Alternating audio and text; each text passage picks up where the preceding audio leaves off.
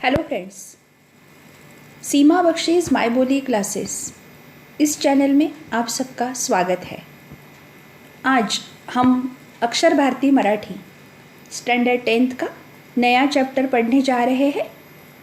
मेरा ये चैनल अभी तक अगर आपने सब्सक्राइब नहीं किया होगा तो ये नाम का चैनल सब्सक्राइब कर लीजिए। ये चैनल पे आपको संस्कृत और मराठी के बहुत सारे वीडियोस देखने के लिए मिलेंगे। घर बैठे आपकी रिवीजन भी हो जाएंगी, पढ़ाई भी हो जाएंगी और चैप्टर एकदम अच्छे से तैयार हो जाएगा। तो चलो दोस्तों, आज शुरू करते हैं स्टैंडर्ड 10th का मराठी का अक्षर भारती का एक नया चैप्टर जिसका नाम है मोठे होत असलेल्या मुलांनो। विद्यार्थी मित्रांनो, मोठे होत असलेल्या मुलांनो हे स्थूल वाचन आहे। तुमचा पूर्ण प्रश्नपत्रिका जी आहे ती 79 मार्कांची राहणार आहे। 80 गुणांच्या या प्रश्नपत्रिकेमध्ये स्थूल वाचन 6 मार्कांचं असणार आहे। 6 मार्कांमध्ये तुम्हाला 3 प्रश्न विचारले जातील। 3 पैकी तुम्हाला 2 प्रश्नांची उत्तरं द्यायची। हा एक छोटासा आणि खूप छान संदेश देणारा असा डॉक्टर अनिल काकोडकरांचा लेख आहे, एक पत्र आहे, मोठे होत असलेल्या मुलांना। लेखक डॉक्टर अनिल काकोडकर, जन्म 1943, भारतातील सुप्रसिद्ध अणुशास्त्रज्ञ। ऑटोमिक रिसर्च करणारे जे लोक आहेत त्यांना मराठीमध्ये म्हणतात अणुशास्त्रज्ञ। भारतीय अणुऊर्जा मंडळाचे माजी अध्यक्ष, भारत सरकारच्या पद्मविभूषण पुरस्काराने सन्मानित। आता बघा काय दिलं आहे, आपल्याला अंडरलाईन करायचे आहेत काही सेंटेन्सेस। मोठे होत असलेल्या मुलांना उद्देशून डॉक्टर काकोडकर यांनी हे पत्र लिहिले आहे। त्यांचे बार्कमधील अनुभव, आता आपण बार्क या शब्दाला अंडरलाईन करूया। बार्क मधील अनुभव मुलांचे भावविश्व निश्चित समृद्ध करतील। आता बघा, अनुभव विश्व, अनुभवातलं भावविश्व। भावविश्व म्हणजे काय? प्रत्येक व्यक्ती ही 2 प्रकारे विचार करत असते। एक विचार होतो तो डोक्याने आणि दुसरा होतो तो हृदयातून। जो विचार हृदयातून होतो तो भावविश्व, ज्याच्यामध्ये भावना, सुख, दुःख, राग या भावना असतात। आता हे अनुभव काय करतील? तुमचं इमोशनल वर्ल्ड प्रॉस्परस, समृद्ध करतील। इतके सुंदर 2 अनुभव आहे अनिल काकोडकरांचे। कुठल्याही मोठ्या कामाची सुरुवात असंख्य छोट्या छोट्या कामांमधून होत असते, म्हणून कोणतेही काम कमी दर्जाचे न मानता ते करायची सवय ठेवली तर मोठी कामे करताना अडचण येत नाही। आता आपण याला ब्रॅकेट करू, किती छान वाक्य आहे ना हे। कुठल्याही मोठ्या कामाची सुरुवात असंख्य छोट्या छोट्या कामांमधून होत असते। आता बघा, मी याचं एक उदाहरण देते। समजा एखादं कार्यालय आहे किंवा एखाद्या ठिकाणी एखादा समारंभ आहे, त्या ठिकाणी बऱ्याच रंगीबेरंगी खुर्च्या ठेवलेल्या आहेत आणि तुम्हाला सांगितलं की बेटा 4-5 जणं मिळून आहे ना, तुम्हाला या खुर्च्या बरोबर लावायच्या आहेत। रंगसंगती सुंदर दिसायला हवी, कलर कॉम्बिनेशन, आकार बरोबर बघायला हवेत। झालं म्हणजे आता आपल्याला हे काम खूप हलकं वाटेल, पण ते केलं तर कदाचित माहिती नाही, तुमच्यापैकी कोणीतरी खूप चांगला इव्हेंट मॅनेजर होऊ शकतो, खूप एवढं मोठे इव्हेंट मॅनेजमेंट करू शकतो की भारतातल्या मोठमोठ्या श्रीमंत लोकांच्या उद्योगामध्ये तुम्हाला बोलवलं जाऊ शकतं। खुर्च्यांचं काम छोटंसं, तिथून सुरुवात झाली। त्याला जर मी कमी दर्जाचं मानलं असतं तर मी मोठा झालो नसतो। धीरूभाई अंबानींनी पेट्रोल पंपवर काम केलं आणि आज आपल्याला माहिती आहे की त्यांचा मुलगा जगातल्या श्रीमंतांच्या यादीत आहे, भारतातला क्रमांक 1चा श्रीमंत माणूस आहे, पण त्यांचे वडील पेट्रोल पंपवर होते। असाच विचार करून की कोणतंही काम छोटं किंवा मोठं नाही, मला सुरुवात तर करावी लागेल, असा संदेश ते या पाठात देतात। ठीक आहे, काय म्हणतात बघा ते पत्र आहे हे एक अनिल काकोडकरांचं विद्यार्थ्यांना, तुम्हाला। मोठे होत असलेल्या मुलांनो, या पत्रातून मी तुम्हाला माझे बार्कमधील 2 अनुभव सांगणार आहे। मला खात्री आहे, आता मी या ठिकाणी काय केलेलं आहे बघा, तर तुमच्यासाठी काही काढून ठेवलेले आहेत। शब्द खात्री. खात्री म्हणजे विश्वास, ट्रस्ट. काय म्हणतात ते, मला खात्री आहे माझे 2 अनुभव तुम्हाला अधिक अभ्यास करून तुमच्या भूमिका निश्चित करायला मदत करतील. बार्कमध्ये, आता बार्क काय आहे, BARC, Bhabha atomic research centre. या पत्रातून मी तुम्हाला माझे बार्कमधील 2 अनुभव सांगणार आहे. मला खात्री आहे, विश्वास आहे, माझे हे 2 अनुभव तुम्हाला अधिक अभ्यास करून तुमच्या भूमिका निश्चित करायला मदत करतील. भूमिका म्हणजे रोल. तुम्हाला आयुष्यात नेमकं काय करायचं आहे हे करण्यासाठी माझे हे 2 अनुभव काय मदत करतील. तर मुलांनो, आधी मी माझे 2 अनुभव सांगतो. अनुभवचा अर्थ काय होतो, एक्सपिरियन्स, आणि स्वानुभवचा अर्थ होतो सेल्फ एक्सपिरियन्स, स्वतःचा अनुभव. हे 2ही अनुभव मी कॉलेज संपवून बार्कमध्ये ट्रेनिंग स्कूलला गेलो तेव्हाचे आहेत. ट्रेनिंग स्कूल म्हणजे ज्या ठिकाणी ट्रेनिंग दिलं जातं. आता लेखकाचा जर जन्म बघितला तुम्ही तर तो आहे 1943चा, 1943. हम ऐसा समझ के चलते हैं कि at the age of 21 he was there for the training. That means that was 1964. ते तेव्हा तिथे गेले. आता अरे हो, बार्क म्हणजे काय असा प्रश्न तुम्हाला पडलेला असेल, सांगतो.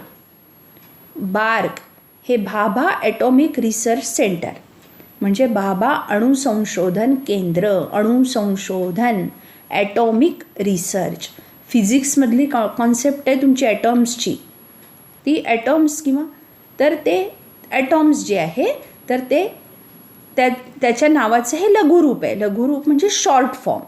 लघुरूपचा अर्थ आहे शॉर्ट फॉर्म, छोटं रूप, लहान रूप, त्याचं एक शॉर्ट फॉर्म केलेला आहे. होमी भाभा यांनी भारतातील अणुसंशोधनाचा पाया घातला. पाया घालणे म्हणजे निर्मिती करणे. पाया घालण्याचा अर्थ आहे निर्मिती करणे. He was the founder.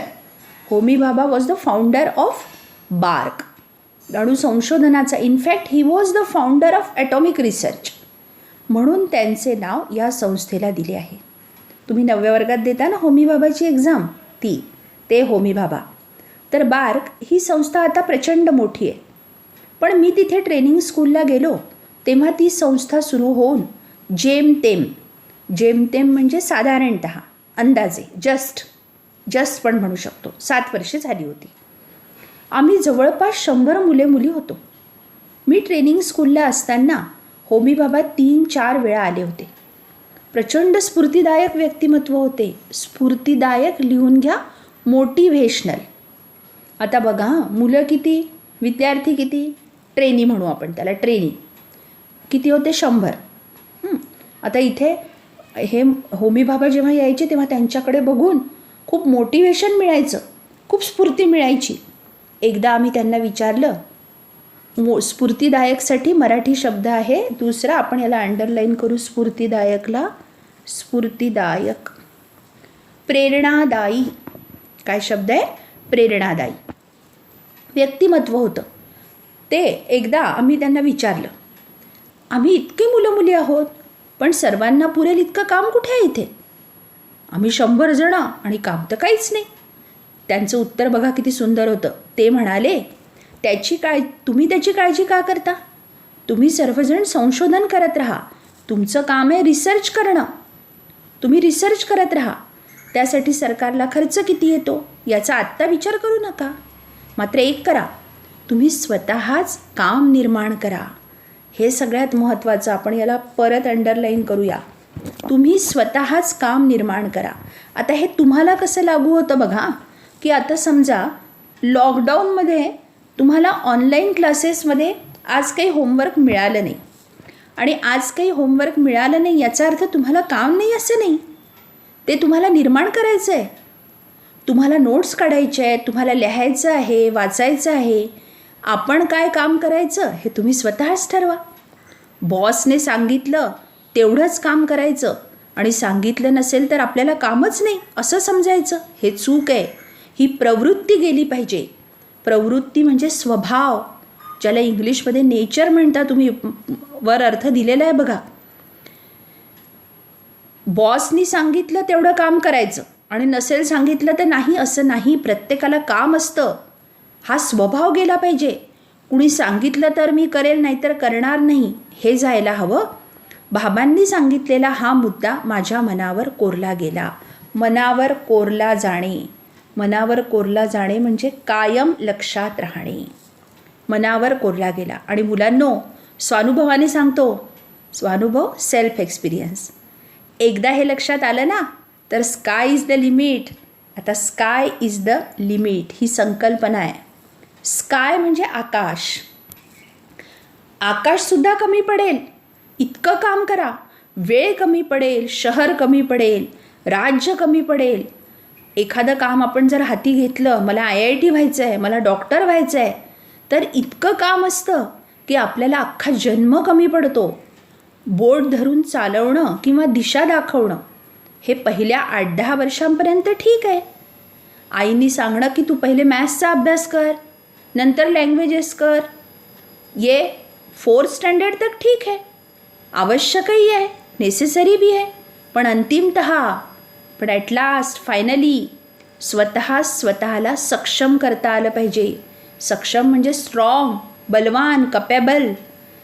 ऊर्जा मिळवता आली पाहिजे. ऊर्जा म्हणजे एनर्जी. यार मुझे आज बहुत बोर हो रहा है, मेरे से नहीं होगा काम. No way. Be energetic. आणि स्वतःचे मार्ग शोधता आले पाहिजे. मला पहिले मराठी करायचं आहे की मॅथ्स, मला नीट करायचं आहे की मला IIT. माझा मार्ग मला शोधता यायला हवा. हा झाला पहिला अनुभव. पहिल्या अनुभवातून काय शिकलो आपण की स्वतःचा मार्ग स्वतःला शोधायचा आहे. बॉस सांगतील तेवढंच काम नसतं, त्याच्याशिवाय अजून बरंच काम असतं. आता दुसरा अनुभव सांगतो. ट्रेनिंग स्कूलमधील प्रशिक्षण संपवून मी बार्कमध्ये इंजिनियर म्हणून जॉईन झालो. आता पहिल्या जो परिच्छेद होता त्याच्यात लेखक काय होता? त्याच्यामध्ये लेखक ट्रेनी होता. आता काय करतो आहे लेखक? तर आता इंजिनियर म्हणून जॉईन आला. सो प्राऊड ना, किती अभिमानाची गोष्ट आहे. बार्कमध्ये आणि इंजिनियर, वा. तेव्हा तिथे मेटलायझिंग प्रक्रियेवर मला काम करायला सांगण्यात आलं. मेटल सगळ्यांना माहिती आहे, मेटल शिकतो आपण, लोखंड, सोनं, चांदी. सांगण्यात आलं. आमच्याकडे त्यासाठी यंत्रसामग्री होती, खूप सगळं सामान होतं, इन्स्ट्रुमेंट्स होते. पण problem was that there was no assistant at all. पण कोणीही ती वापरली नव्हती. म्हणून मी म्हणालो, मी यावर काम करतो, पण यासाठी मला एक वेल्डर व एक फोरमन यांची गरज आहे. वेल्डर म्हणजे बघा वर दिलेलं आहे, वेल्डर म्हणजे जोडणारा. या ठिकाणी एक लाईन ड्रॉ झाली आहे, ती आपण रब करू. हां, काय आहे? वेल्डर. वेल्डर म्हणजे जोडणारा. मेटल जोडणारा जो आहे तो वेल्डर. तर मला वेल्डरची किंवा आणि फोरमन म्हणजे फॅक्टरीमध्ये जे लोक कामं करतात त्यांचा जो हेड आहे त्याला म्हणतात फोरमन. बघा वर दिलं आहे फोरमन, कामगारांचा मुख्य, त्याला म्हणतात फोरमन. आता हे जेव्हा लेखकांनी सांगितलं तेव्हा तिथे काय सांगण्यात आलं? तेव्हा मला सांगण्यात आलं, तुला आता काहीच मदत मिळणार नाही, तुला स्वतःला सर्व करावं लागेल. आता मिळाली आज्ञा. बॉस इज ऑलवेज राईट, की तुला आता काही नाही, तुलाच करायचं आहे. No assistant will be there. वरिष्ठांची आज्ञा म्हणून मी सुरुवात केली आणि बरीच धडपड करून ते काम पूर्ण केलं. मग त्यांनी त्या कार्यक्रमाची व्याप्ती वाढवली. व्याप्तीचा अर्थ इथे स्वभाव असं जरी दिलेलं असेल तरी इथे व्याप्तीचा अर्थ असा आहे की ते काम वाढवलं त्यांनी. त्या कार्यक्रमाचा लॉंग केला पिरियड जो आहे, पिरियड मोठा केला. त्यानंतर त्याची क्वांटिटी, त्याची क्वालिटी, सगळंच जे आहे ते वाढवलं. हे करूया, ते करूया, असं बरंच काय काय म्हणाले. आणि मग विचारलं, आता सांग तुला काय पाहिजे? तुला वेल्डर मिळेल, फोरमन मिळेल, आणखी जे हवे असेल ते सर्व मिळेल. यावर मी म्हणालो, आता मला काहीच नको, मी स्वतः सर्व करीन. समजलंच असेल तुम्हाला काय आहे? Practice makes a man perfect. की एकदा काम केलं, एकदा तुम्हाला विदाऊट एनी हेल्पर काम करण्याची सवय लागली की नंतर मग आत्मविश्वास मिळतो. तो मिळाला. आता काम वाढलं तरीसुद्धा लेखक काय म्हणाले की मला काहीच नको, मला आता कोणी नको आहे, मी स्वतः सर्व करीन. तेव्हा ते म्हणाले, काम सुरू करण्याआधीच लोक काय काय मागण्या करतात आणि या वृत्तीमुळे, वृत्ती म्हणजे स्वभाव, आतापर्यंत ते काम झालेलं नव्हतं, म्हणून आम्ही तुला वेल्डर व फोरमन द्यायला नाही म्हणालो होतो, है ना. पहले अब समझो किसी को ब्यूटी पार्लर खोलने का है, नहीं यार मेरा घर उस लायक नहीं है, फिर वो बेसिन कहाँ बनेगा, फिर वो आईना कहाँ लगाऊंगा, है ना. तो कोणाला पहिले काम करण्याच्या आधीच काय करतात, उसमें प्रॉब्लम्स ढूंढते हैं. बट बार्क क्या सोचता है कि see the solution in problem, और हम क्या करते हैं, we see problems in solution. म्हणून करण्याआधीच लोक काय काय मागण्या करतात, हा स्वभाव आहे. मात्र आता तुझ्या हाताखाली पाहिजे तेवढे लोक घे, आता ते तुझं ऐकतील, कारण त्यांनी पाहिले तू हे करू शकतोस. आणि आता हेही लक्षात घे की एकटा माणूस जास्त काम करू शकत नाही. ही पण एक कॉन्सेप्ट आहे, आपण अंडरलाईन करू, ब्रॅकेट करू. एकटा माणूस जास्त काम करू शकत नाही. आपण जर आता त्यांनी काय सांगितलं त्याच्या आधी बघा, की आता तुला हवं ते घे, आता आम्हाला कळलं की तू करू शकतो, कारण तू आय कांट हे नाही आहे, आय कॅन हे तू सांगितलं, आता तू घे. आणि लक्षात ठेव, अकेला कोई काम नाही कर सकता, there should be a team. तिथे एक टीम असायला हवी. थोडक्यात काय, तर तुम्ही करू शकता हे आधी दाखवा, यू कॅन डू. आता त्या हेल्परला कळलं की इंजिनियर साहेब सगळं करू शकतात, आणि म्हणून ते पण तुझी सगळी कामं ऐकतील. मग इतरांना काम सांगा. आपल्याला येत नसताना दुसऱ्यांना काम सांगणं योग्य नाही. हा धडा त्या दुसऱ्या अनुभवातून मी शिकलो. आता दुसऱ्या अनुभवातून काय मिळालं, तर काय धडा, की आपल्याला येत नसताना दुसऱ्यांना काम सांगायचं नाही. हा धडा त्या दुसऱ्या अनुभवातून मी शिकलो. तर मुलांनो, जवळपास 50 वर्षांपूर्वीचे हे 2 अनुभव मला आजही खूप महत्त्वाचे वाटतात. यातील आशय, अर्थ, विषय तुम्ही आत्ताच नीट समजून घेतला तर मोठे होण्याच्या प्रक्रियेत तुम्हाला त्याचा फायदाच होईल याची मला खात्री वाटते. आणि मलाही खात्री वाटते की तुम्हाला मोठे होत असलेल्या मुलांनो, हा जो चॅप्टर आहे हा नक्की समजला असेल. समजला ना? समजला नक्की? ठीक आहे. एकदा आपण क्वेश्चन आन्सर्स काय आहेत ते बघून घेऊ. टिपा लिहा. BARC, doctor Homi Bhabha. बार्कची वर माहिती दिलेली आहे ती परत वाचायची आहे.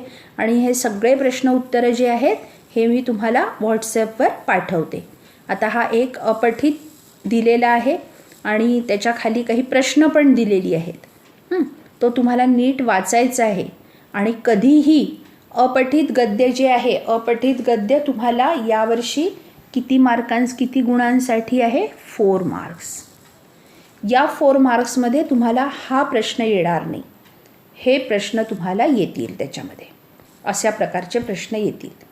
ठीक. आता बघा, आणि कधी पण अपठित जे असतं ते अपठित वाचताना आपल्याला काय नाही करायचं आहे, तर अपठित वाचताना आपल्याला पहिले प्रश्न वाचायचे नाही.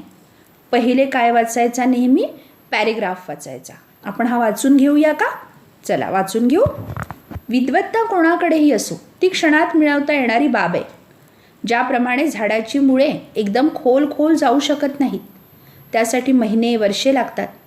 परंतु जेवढी खोल मुळे असतात तेवढा त्या झाडाचा पाया भक्कम असतो. तसेच विद्वत्तेचेही आहे. जेवढ्या प्रयत्नाने ती मिळवाल तेवढे प्रभावी तुमचे व्यक्तिमत्व असेल. आपल्याला एकदाच विजेसारखे चमकायचे की सूर्यासारखे सातत्याने प्रकाशित राहायचे हे ठरवायचे आहे.